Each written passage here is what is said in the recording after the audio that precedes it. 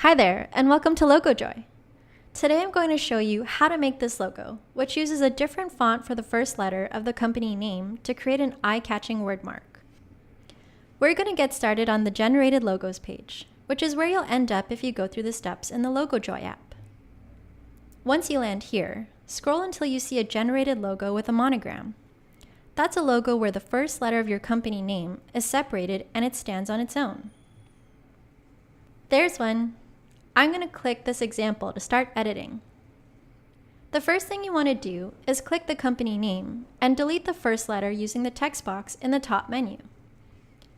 Then click the monogram and change its position to the left of the name.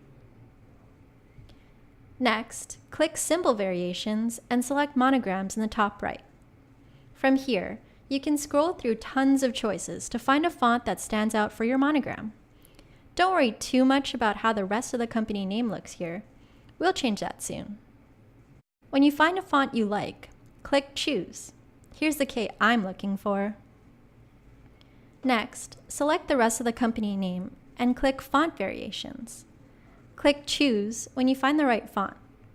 This one looks good.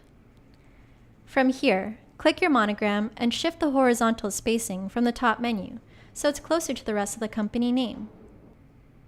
Then click the logo background and select the color picker in the top menu to find a color you like.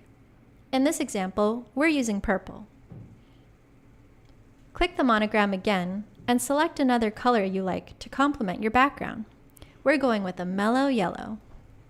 Then select the company name, go to the color picker, and choose that same yellow, which you'll find under Recent Colors. And that's it! A logo with a beautiful monogram designed with a few clicks and a little imagination. Until next time, check out logojoy.com to start making your own logo.